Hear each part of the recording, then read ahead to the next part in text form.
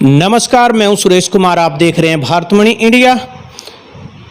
इस वक्त हमारे साथ जो शख्सियत जुड़े हैं ये इंडियन नेशनल लोकदल के करनाल लोकसभा क्षेत्र के पूर्व प्रत्याशी और पूर्व विधानसभा प्रत्याशी धर्मवीर पाडा जी हमारे साथ जुड़े हैं।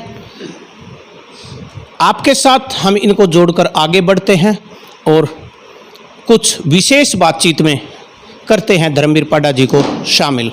धर्मवीर जी, आपका बहुत बहुत स्वागत है। धन्यवाद सुरेश जी, आपका और आपके चैनल का भारतमणि का बहुत बहुत स्वागत, बहुत बहुत अभिनंदन, धन्यवाद।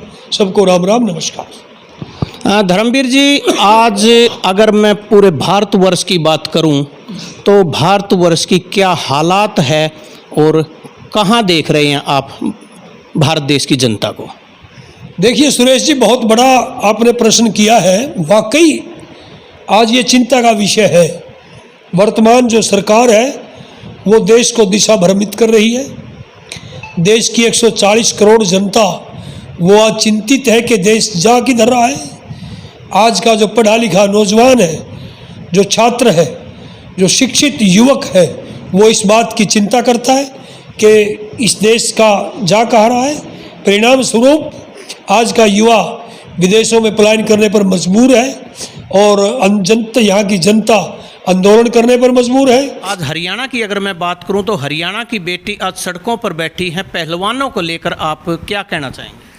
देखिए सुरेश जी, चाहे कोई अमीर है चाहे गरीब है, इज्जत सबकी प्यारी होती है।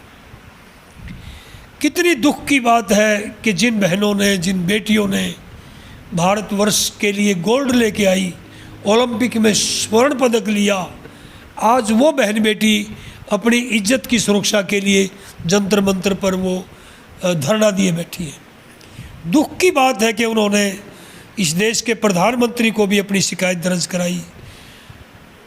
हर तरीके पे उन्होंने किया, अपनी बात रखने का प्रयास किया, लेकिन ये सरकार गूंगी और बहरी है। इसके कान पर जो तक नहीं रेंगी है और उसके ऊपर कार्रवाई करने की बजाय उल्टा हमारे बहन बेटियों पर ही दबाव बनाया और उनको उनके ऊपर मुकदमे तक दर्ज कर दिए। ना केवल बहन बेटी, यहाँ का हरियाणा सरकार में मंत्री, जो मौजूदा मंत्री है संदीप सिंह, जिसके खिलाफ उसी के महकमे की एक कोच ने FIR दर्ज कराई है, उसके ऊपर सरकार कोई कार्रवाई नहीं कर रही है। ऐसे एक मामले नहीं है, ऐसे हजारों मामले हैं कि जो सरकार, जो भ्रष्ट लोगों को सुरक्षा का कवच प्रदान कर रही है। इससे बड़ी विडंबना क्या होगी? आप जमीन से जुड़े हुए व्यक्ति हैं, हल्का असंध में हर वक्त लोगों के बीच रहते हैं, तो अगर मैं पिछले कुछ समय की बात करूं तो असंध के विकास को आप कहां देख रहे हैं और क्या स्थिति है असंध की? देखिए सुरेश जी, असंध क्षेत्र के साथ अनेक बार सौतेला व्यवहार हुआ है। इस समय भी बहुत भारी सौतेला व्यवहार असंध के साथ हो रहा है। असंध में नौकरी, रोजगार, शिक्षा, स्वास्थ्य की तो बात दूर, विकास के नाम पर एक ईंट तक नहीं लगी है। यहाँ के स्कूलों में अध्यापक नहीं है, यहाँ के हॉस्पिटलों में डॉक्टर नहीं है, यहाँ की तहसीलों में, ब्लॉक में, यहाँ के दूसरे सभी डिपार्टमेंट्स के अंदर सैकड़ों की संख्या में वैकेंसी पड़ी है। एक एक पटवारी के पास 5-5 गांव हैं, एक एक सेक्रेटरी के पास 8-8 गांव हैं, एक तहसीलदार के पास 5-5 तहसीलों का चार्ज है। भ्रष्ट तंत्र केवल अपनी पॉकेट बुक को भरने का काम करता है। जनता की तरफ कोई सरकार का किसी प्रकार का ध्यान नहीं है। जनता आज परमात्मा के हवाले है। ऐसी स्थिति आज असंध क्षेत्र में, करनाल में बनी हुई है। आप असंध लोकसभा क्षेत्र के पूर्व प्रत्याशी भी रहे हैं और जनता का उस वक्त पूरा प्यार या समर्थन आपको नहीं मिल पाया था, तो उस बात को लेकर अभी आगे की क्या तैयारियां हैं और आपकी किस प्रकार की तैयारियां इनेलो को लेकर हल्का असंध में की जा रही हैं? सुरेश जी, अगर जनता का पूरा प्यार समर्थन मिलता तो मैं लोकसभा में होता, इस करनाल लोकसभा क्षेत्र की आवाज़ बुलंद करता और जो करनाल और असंध के साथ जो सौतेला व्यवहार है उसकी मैं सुरक्षा करता। लेकिन वो मैंडेट जो जनता ने दिया वो हमारा सिरोधार्य है, वो हमारे सिर माथे पर है। इसके बावजूद हम अपना ड्यूटी जो उन्होंने विपक्ष में बैठने की दी है, हम अपनी बखूबी निभा रहे हैं।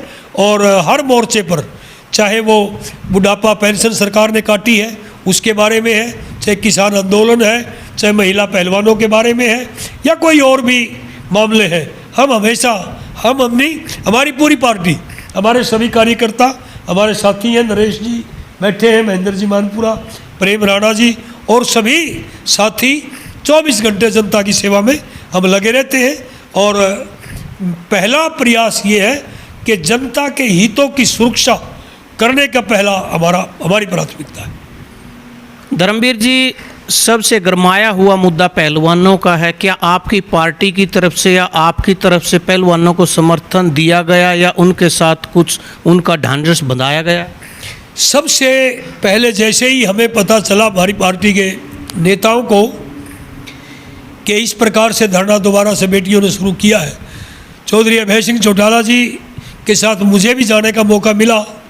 सबसे पहले बजरंग पुनिया के निवास पर जा कर के, हमारे मित्र हैं बलवान सिंह पुनिया जी, उनके पिताजी, उनको परिवार को जा कर के ढांढस बंधाया चौधरी अभय सिंह चौटाला जी ने।